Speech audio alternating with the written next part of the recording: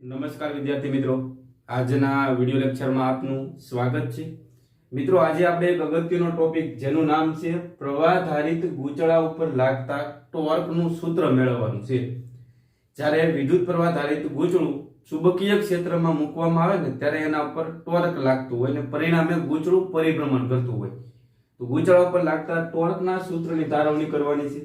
હવે સૂત્રની તારવણી કરીએ એની પહેલા ગૂંચળાની મેગ્નેટિક મોમેન્ટ સમજવી પડશે. ગૂંચળાની મેગ્નેટિક મોમેન્ટ, ધારો કે આપણે એક આ ગૂંચળું ધ્યાનમાં લઈએ, બરાબર ને? આ ગૂંચળામાંથી I જેટલો વિદ્યુત પ્રવાહ છે એ પસાર થાય છે ને પરિણામે વિદ્યુત પ્રવાહ પસાર થવાથી તમને ખબર છે એના આસપાસના વિસ્તારમાં ચુંબકીય ક્ષેત્ર ઉત્પન્ન થાય અને ચુંબકીય ક્ષેત્ર ઉત્પન્ન થાય એટલે એને ચુંબકીય શાક માત્રા હોય અને ચુંબકીય શાક માત્રાને અંગ્રેજીમાં મેગ્નેટિક મોમેન્ટ કહેવાય. તો મેગ્નેટિક મોમેન્ટ છે એને આપણે એમ વડે દર્શાવશું. ઘણીવાર મ્યુ વડે પણ દર્શાવે છે. એમ વડે બતાવો તો હાલે અને મ્યુ વડે બતાવો તો હાલે. તો મેગ્નેટિક મોમેન્ટનું સૂત્ર શું છે? I * A. ગૂંચળામાંથી પસાર થતો વિદ્યુત પ્રવાહ ગુણ્યા ગૂંચળાનું ક્ષેત્રફળ. હવે જો ગૂંચળું બે આંટાવાળું હોય તો આ મેગ્નેટિક મોમેન્ટ બે ગણી થઈ જાય. ગૂંચળામાં ત્રણ આંટા ચડાવેલા હોય તો ત્રણ ગણી થઈ જાય. જો n આંટા હોય તો n ગણી થઈ જાય. એટલે મેગ્નેટિક મોમેન્ટનું સૂત્ર યાદ રહી જાય. m બરાબર શું આવશે? N I A. મેગ્નેટિક મોમેન્ટનો એકમ પૂછે તો શું થાય? તો આંટાને કાંઈ એકમ હોય નહીં, બરાબર? વિદ્યુત પ્રવાહનો એકમ થાય એમ્પિયર અને ક્ષેત્રફળ છે એનો એકમ થાય મીટરનો સ્ક્વેર. તો ગૂંચળાની મેગ્નેટિક મોમેન્ટનું સૂત્ર યાદ રહી જશે. આ મેગ્નેટિક મોમેન્ટ છે ને એ સદિશ રાશિ છે અને સદિશ રાશિ હોય તો માથે અહીં સદિશની નિશાની કરી શકો. આ બાજુ સદિશની નિશાની કરો તો આ બાજુ કરવી પડે. તો અહીંયા n ઉપર તો સદિશ નહીં આવે, I ઉપર સદિશ નહીં આવે કારણ કે બંને અદિશ છે. તો આ ક્ષેત્રફળ ઉપર સદિશ મૂકી દો. તમને કોઈ પૂછે ને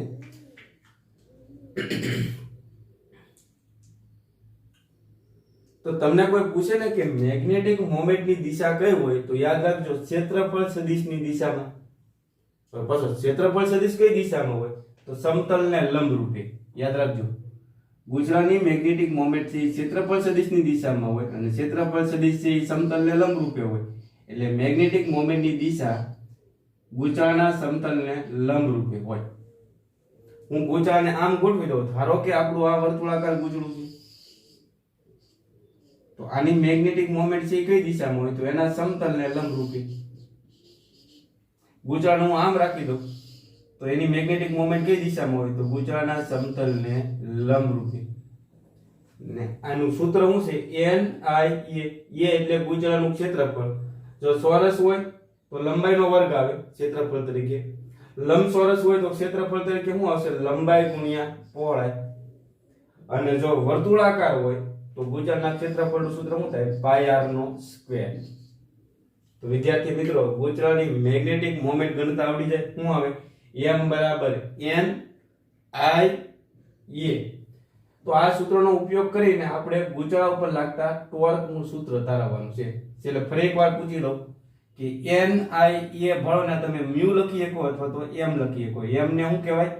ચુંબકીય શાક માત્રા અથવા અંગ્રેજીમાં એને કહેવાય મેગ્નેટિક મોમેન્ટ. તો હવે જે આપણો ટાર્ગેટ છે ગૂંચળા ઉપર લાગતા ટોર્કનું સૂત્ર, એની તારવણી. હવે ટોર્કનું સૂત્ર મેળવવા માટે તમારે શું કરવાનું છે? એક સમાન ચુંબકીય ક્ષેત્ર ધ્યાનમાં લેવાનું છે. હવે સમાન ચુંબકીય ક્ષેત્ર ઉત્પન્ન કરવા માટે આપણે બે ચુંબકીય ધ્રુવ ધ્યાનમાં લઈએ. ચુંબકના બે ચુંબકીય ધ્રુવ, ધારો કે આ n ધ્રુવ લઈએ આપણે અને એની બાજુમાં આપણે s ધ્રુવ મૂકી દઈએ.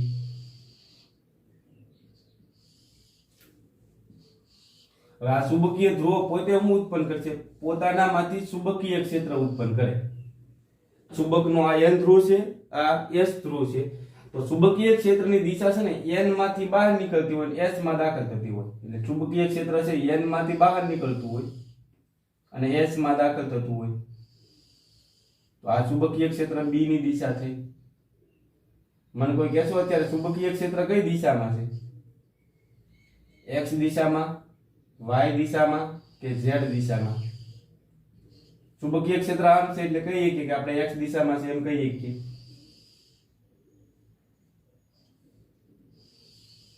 આ જે છે એ ચુંબકીય ક્ષેત્ર રેખાઓ છે. તો આ ચુંબકીય ક્ષેત્ર B ની દિશા થઈ ગઈ, બરાબર.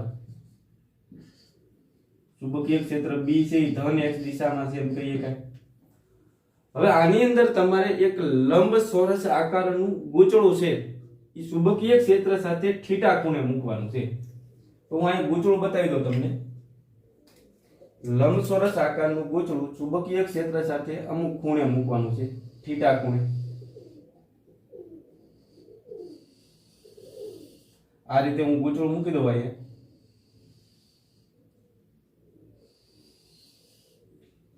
લંબચોરસ આકારનું આ જે ગૂંચળું છે ચુંબકીય ક્ષેત્ર સાથે કેટલા ખૂણે મૂક્યું? તો કે થીટા ખૂણે. બરોબર. આ જે મધ્ય બિંદુઓ છે એને આપણે અહીંયા જોડી દઈએ. ગૂંચળાનું નામ આપી દો A B C D. ચુંબકીય ક્ષેત્ર સાથે કેટલા ખૂણે મૂકેલું છે? થીટા ખૂણે. આ ગૂંચળામાંથી પસાર થતો વિદ્યુત પ્રવાહને મૂકી દો I. તો આમાંથી પસાર થતો પ્રવાહ આ બાજુમાંથી પસાર થશે, આ બાજુમાંથી વિદ્યુત પ્રવાહ પસાર થશે અને આ બાજુમાંથી વિદ્યુત પ્રવાહ પસાર થશે, બરાબર. અહીંયા સુધીનું ચિત્ર ક્લિયર થયું. ગૂંચળાની જે આ લંબાઈ છે આપણી આ બાજુની લંબાઈ એને મૂકી દો L કહી દો. અહીંથી અહીંયા સુધીનું અંતર એટલે અહીંયા લંબાઈ થઈ ગઈ L ને આ બાજુની લંબાઈ છે અથવા એને આપણે પહોળાઈ કેવી તો કહીએ કો એ B થઈ ગઈ એટલે હું અહીં B વડે ગુણ નાખું. આવડું આ અંતર કેટલું હશે? તો કે L જેટલું. ને આ અંતર કેટલું હશે? ઉપર B જેટલું હોય તો આ બાજુ કેટલું હશે? B જેટલું. તો તમને ખબર પડશે કે આ IL પ્રવાહખંડ થઈ ગયો કહેવાય ને આ એક IB પ્રવાહખંડ થઈ ગયો કહેવાય.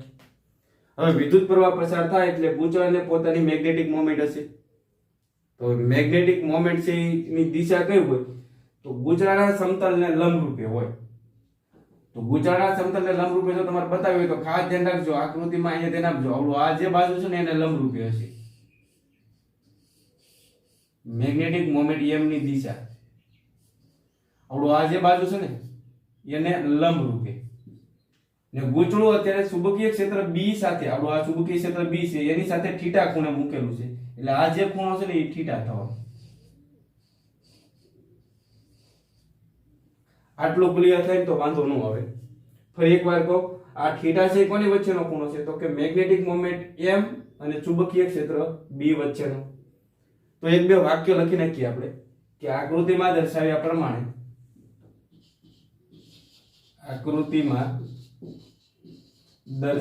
પ્રમાણે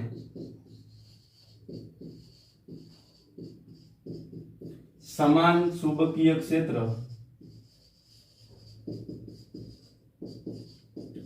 સદિશ B માં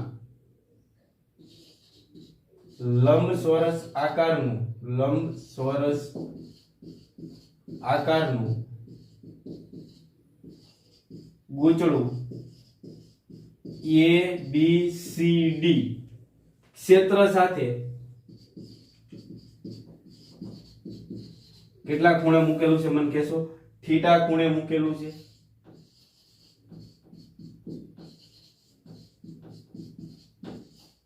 અને ગૂંચળામાંથી કેટલો વિદ્યુત પ્રવાહ પસાર થાય? તો કે I જેટલો વિદ્યુત પ્રવાહી સમઘડી દિશામાં પસાર થઈ રહ્યો છે. ગૂંચળામાંથી પસાર થતો પ્રવાહ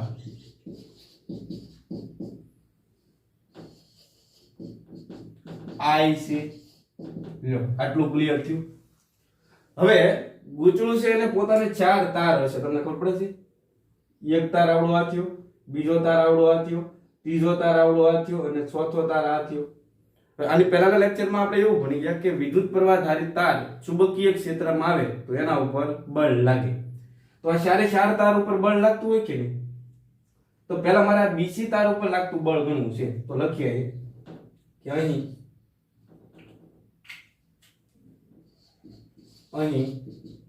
BC તાર પર લાગતું બળ તો એને મૂકી દો B1 સોરી F1. પ્રવાહ ધારિત તાર ઉપર લાગતા બળનું સૂત્ર શું? તો IL ક્રોસ B. પણ મને રસ કેમાં છે અત્યારે બીસી તારમાં. તો આ બીસી તાર છે એની લંબાઈ કેટલી છે b, એટલે l ની જગ્યાએ શું આવી જાય b આવશે. શું આવશે ib ક્રોસ b. આ સદિશ સ્વરૂપે લખવું તમે લખીએ પણ ન લખો તો હાલે. તો શું આવશે ib ક્રોસ b. હવે તમારે મને કહેવાનું છે કે આ F1 કઈ દિશામાં હશે. બીસી તાર ઉપર લાગતું બળ કઈ દિશામાં હશે. તો યાદ રાખજો આવડું આ જે બળ છે ib અને b થી બનતા સમતલને લંબ રૂપે હોય. હવે તમને ખબર પડે છે b ચુંબકીય ક્ષેત્ર અહીંયા છે આમ, અને ib છે આ રીતે છે, ગુજરું ત્રાસું છે મૂકેલું, તો એનાથી બનતું સમતલ આવડું આ થયું. ખબર પડે છે ને એને લંબ રૂપે એટલે ઉપર તરફ હોય. અત્યારે બહુ વધારે માથાકૂટ ન કરતા, પણ આવડા એના ઉપર લાગતું જે બળ છે ને એ ક્યાં હશે ઉપર તરફ આમ હશે. ને ઉપર તરફ એટલે કઈ દિશા થઈ ધન y દિશા. એટલે લખી નાખું કઈ દિશામાં છે ધન y દિશામાં. એ જ રીતે તમારે નીચેના તારની વાત કરવાની છે. હવે બીસી ની નીચેની અહીંયા સામેનો તાર એટલે કે AD. તો લખો અહીં AD તાર પર લાગતું બળ,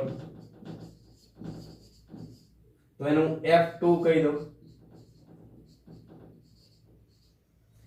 હવે તમને ખબર પડે છે જો આ IB ને આપણે પ્લસ લીધા હોય તો આ એનાથી વિરુદ્ધ દિશામાં છે, તો આ IB કેવા હશે માઈનસ હશે. તો ઈ આ તાર ઉપર લાગતું બળ ગણવું તમારે શું કરવાનું માઈનસ IB ક્રોસ B. હવે આ ધન y દિશામાં હોય એટલે કે ઉપર તરફ હોય,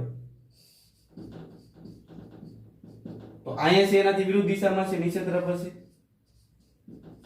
F2. એટલે આવડે આ જે બળ છે એ કઈ દિશામાં છે ખાસ લખજો ઋણ y દિશામાં.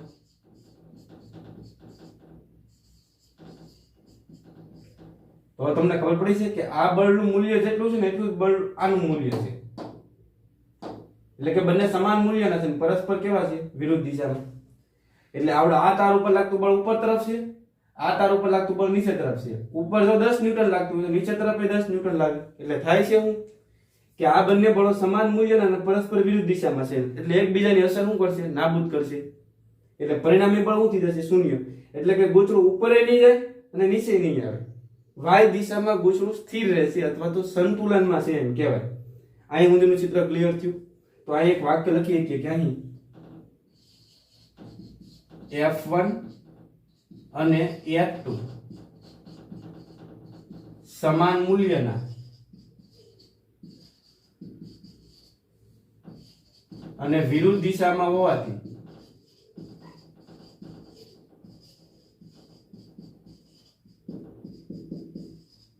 પરિણામી બળ શૂન્ય થાય અથવા એકબીજાની અસર નાબૂદ કરે છે. એકબીજાની અસર નાબૂદ કરે છે.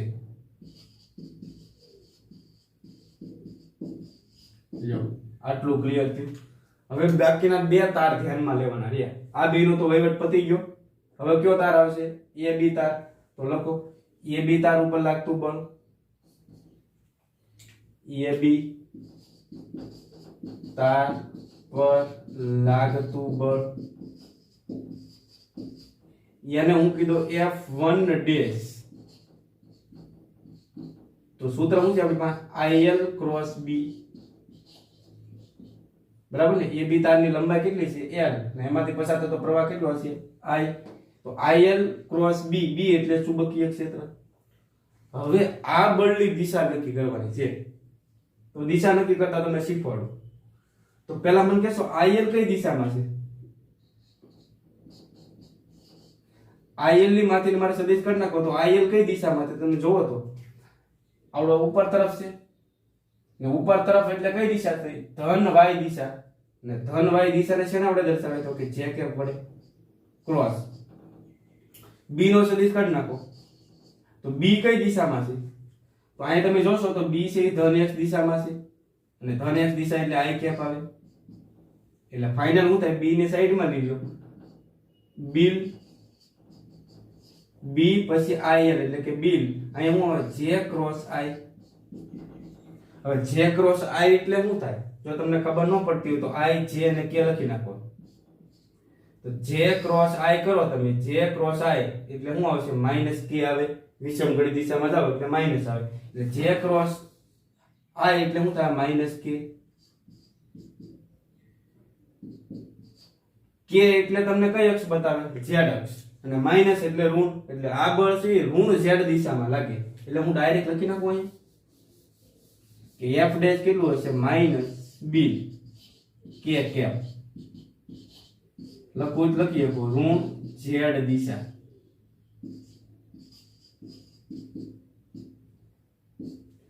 તો આ જે તાર ઉપર લાગતું બળ છે ને ઋણ ઝેડ દિશામાં હશે. ઋણ ઝેડ દિશા એટલે અંદર તરફ હોય. અંદર તરફ તો હું વ્યવસ્થિત બતાવી નહીં એટલે હું ડાયરેક્ટ આમ લખું. આપણું આ જે બળ છે આપણું કયું થઈ ગયું F1 ડેશ, એ ઋણ ઝેડ દિશામાં છે. તો એની સામે એના કરતા ઊંધું વિચાર લેવાનું કે જો અહીંયા ઋણ ઝેડ દિશામાં લાગતું હોય તો અહીંયા ધન ઝેડ દિશામાં લાગતું હોય, એટલે આપણે ડાયરેક્ટ લખીએ હવે CD તાર ઉપર લાગતું બળ, CD તાર પર લાગતું બળ એને આપણે F2 ડેશ કહી દઈએ. તો CD તાર ઉપર લાગતું બળ કેટલું હશે કહેશો તો કે બિલ, બરાબર ને. અહીંયા માઈનસ હોય તો અહીંયા પ્લસ આવશે બિલ કે કેપ. જો આ ઋણ ઝેડ દિશામાં લાગતું હોય તો આ ધન ઝેડ દિશામાં લાગે, એટલે એ લખવાનું ધન ઝેડ દિશા.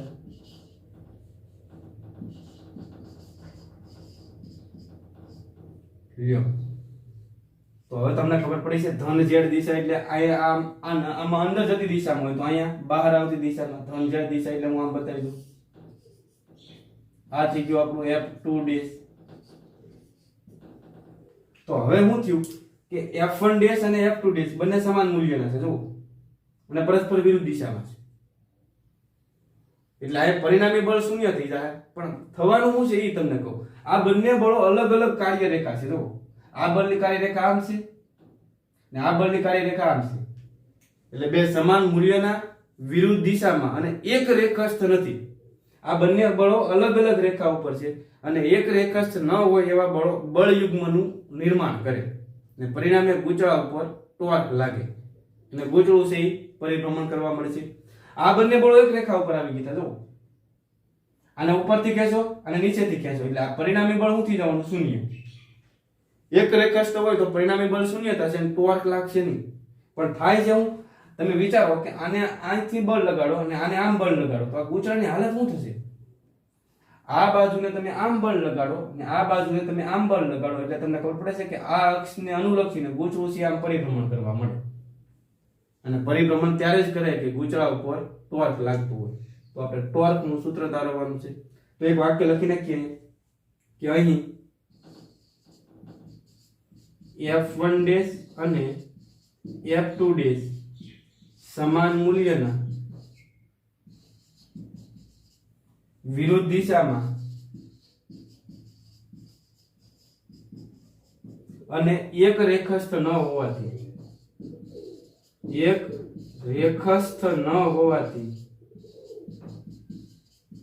બળ યુગ્મનું નિર્માણ થાય છે.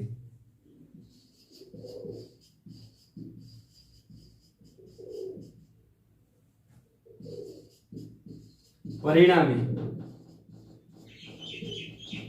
ગૂંચળા પર ટોર્ક લાગે છે.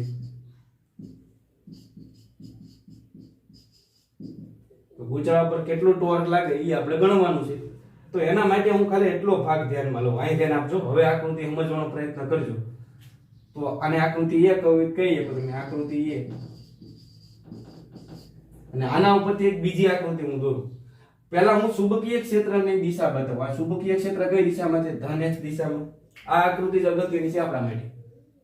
તો ચુંબકીય ક્ષેત્ર B નો સદિશ બતાવી દો. ચુંબકીય ક્ષેત્ર B ઈ ધન x દિશામાં છે, બરાબર. પછી હું ગૂંચળાની આ બાજુ બતાવું છું. આ તો એ બાજુને હું અહીં બતાવી દઉં.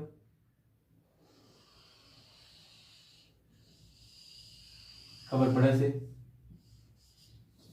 બરાબર. બીજી એક વાત એ કે હવે આ બાજુ સાથે ફરી એકવાર કહું, આ જે મેગ્નેટિક મોમેન્ટ છે આ બાજુ સાથે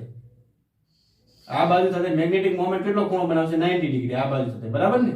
આ બંને વચ્ચેનો ખૂણો કેટલો હશે? 90. પણ B સાથે કેટલો ખૂણો બનાવે? θ. તો આ બી છે એની સાથે મેગ્નેટિક મોમેન્ટ કેટલો ખૂણો બનાવશે થીટા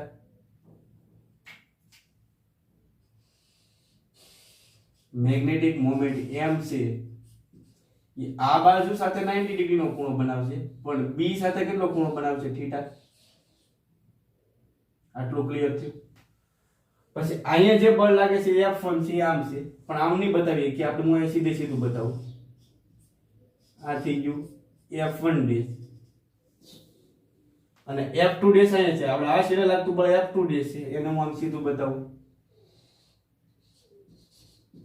F2 ડેશ બરાબર ને આ બળની કાર્યરેખા નીચે તરફ લંબાવી દો અને આ બળની કાર્યરેખા ઉપર તરફ લંબાવી દો હવે તમારે મને કહેવાનું છે કે આ અંતર કેટલું હોય અહીંથી અહીંયા સુધીનું અંતર તો ખબર પડે છે આવડું આ અંતર એટલે આવડું આ અંતર થયું તો આ આખી બાજુ લંબાઈ આપણે કેટલી લીધેલી છે b બરાબર ને આખું જો b હોય તો આટલું અંતર કેટલું હોય b/2 તો આ આખું અંતર છે એ b હશે તો આટલું અંતર કેટલું હશે b/2 અહીંયા શું હશે b/2 હવે આ જો ખૂણો થીટા હોય તો આ ખૂણો તમને ખબર પડે છે 90 - થીટા થાય બરાબર આને નામ આપી દઈએ m ને આને નામ આપી દઈએ આપણે n આને નામ આપી દો m ડેશ આને નામ આપી દો n ડેશ આને કીધી આપણે o તો હવે ગૂંચળા પર લાગતો ટોર્ક ગણવું તો ટોર્ક બે રીતે ગણીએ એક આપણું આ સૂત્ર લખીએ કે આપણે ગૂંચળા પર લાગતું ટોર્ક 11મા ધોરણમાં આપણે સૂત્ર ભણી ગયા ટાઉ બરાબર બળ ગુણ્યા લંબ અંતર તો ગૂંચળા પર લાગતું બળ કેટલું છે F1 ડેશ લખો તોય ભલે ને F2 ડેશ લખો તોય ભલે ને ઈ કેટલું છે બળ F1 ડેશ લખો તોય ભલે ને F2 ડેશ લખો તોય ભલે જો આ તો ઈ બળનું મૂલ્ય લખવાનું છે એટલે બળનું મૂલ્ય કેટલું આવશે બળ બરાબર b અને બંને બળો વચ્ચેનું લંબ અંતર તો આ બળ અહીંયા છે ને આ બળ અહીંયા છે ઈ બંને વચ્ચેનું લંબ અંતર એટલે આ થયું તો આને હું x કહી દઉં આને હું x કહી દઉં એટલે બંને બળો વચ્ચેનું લંબ અંતર કેટલું થવાનું ટોટલ x + x એટલે 2x જો આને સમીકરણ નંબર આપી ગયો 1 હવે આ કાટકોણ ત્રિકોણ દેખાય ને ત્રિકોણ ONN ડેશ ત્રિકોણ ONN ડેશ માટે અહીં તમે sin થીટા એપ્લાય કરી ગયો તો સોરી cos થીટા તો cos થીટા = શું થાય cos 90 - થીટા એના અહીં રાખજો અહીં તમારે cos થીટા એપ્લાય કરવાનું છે તો cos 90 - થીટા બરાબર શું થાય કયો તો cos 90 - થીટા બરાબર શું થાય પાસેની બાજુ છેદમાં કર્ણ પાકું ને તો પાસેની બાજુ શું થવાનું x છેદમાં કર્ણ થવાનું b/2 ખબર પડી cos 90 - થીટા બરાબર શું થાય પાસેની બાજુ છેદમાં કર્ણ તો પાસેની બાજુ x છે છેદમાં કર્ણ એટલે b/2 2 ને ઉપર લઈ જાઓ હવે cos 90 - થીટા એટલે પાછું sin થીટા થયું 2 ને ઉપર લઈ જાવ તો શું થાય 2x/b તો 2x ને સૂત્રનો કરતા બનાવી ગયો તો 2x બરાબર શું થાય b sin થીટા તો આ 2x ની કિંમત તમારા સમીકરણ નંબર 1 માં મૂકતા તો ની કિંમત 1 માં મૂકતા તો ફાઇનલી ટાઉ બરાબર શું થાય બિલ તો હતા જ તે બરાબર 2x વાળોના તમે શું લખશો b sin થીટા ઓકે હાલો તો ટાઉ ના ટાઉ bi ના bi લંબાઈ ગુણ્યા પહોળાઈ બરાબર ને લંબાઈ ગુણ્યા પહોળાઈ એટલે ગૂંચળાનું ક્ષેત્રફળ મળે કે નહીં લંબાઈ ગુણ્યા પહોળાઈ એટલે ગૂંચળાનું ક્ષેત્રફળ થઈ ગયું એટલે એ થવાનું sin થીટા ના sin થીટા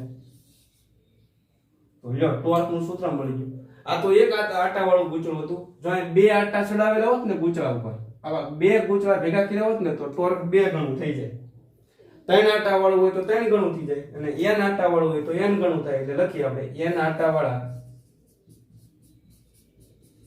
ગૂંચળા માટે ટોર્કનું સૂત્ર શું થાય ટાઉ બરાબર અહીં તમારે શું કરવાનું n વડે ગુણ નાખવાનું n વડે ગુણો એટલે આમ થઈ જશે b i n a b i પછી અહીં વચ્ચે n વડે ગુણ નાખવું a sin થીટા તો આપણા માટે એક ગોલ્ડન સૂત્ર મળ્યું ગૂંચળા ઉપર લાગતા ટોર્કનું ગોલ્ડન સૂત્ર b ના sin થીટા કેવું તાઉ બરાબર b ના sin થીટા કોના તો કે b ના sin થીટા હજી થોડુંક આનું સાદું રૂપ તમને આપીએ પણ તાઉ બરાબર b ના b I n a એટલે મેગ્નેટિક મોમેન્ટ થઈ એટલે અહીં તમે મ્યુ કહી શકો sin થીટા હવે તમારે શું કરવાનું છે ફરી એકવાર મ્યુ લખી શકો તો એમ લખી શકો બરાબર ને n I a એટલે ગુજરાની મેગ્નેટિક મોમેન્ટ થઈ ગઈ મ્યુ બરાબર હવે sin દૂર કરો તો આ સદિશ આવી જાય તાઉ મ્યુ ને પહેલા લખો તો શું હશે મ્યુ ક્રોસ b તમારે અહીંયા સુધી તારવણી કરવાની છે બરાબર આને સમીકરણ નંબર 2 આપી દો અને આને સમીકરણ નંબર આપી દો 3 તો આ થીટા છે એ કોની વચ્ચેનો ખૂણો હોય તો યાદ રાખજો મેગ્નેટિક મોમેન્ટ મ્યુ બરાબર ને તમે m લખો તોય ભલે ને અહીં મ્યુ લખો તોય ભલે મેગ્નેટિક મોમેન્ટ ને હું અત્યારે મ્યુ કહી દઉં તો આ થીટા છે કોની વચ્ચેનો ખૂણો છે મ્યુ અને ચુંબકીય ક્ષેત્ર b વચ્ચેનો ખૂણો તો વિદ્યાર્થી મિત્રો બહુ જ અગત્યનું સૂત્ર છે વ્યવસ્થિત રીતે તારવણી કરતા આવડી જવી જોઈએ તો ગૂંચળા ઉપર લાગતા ટોર્ક નું આ સૂત્ર હતું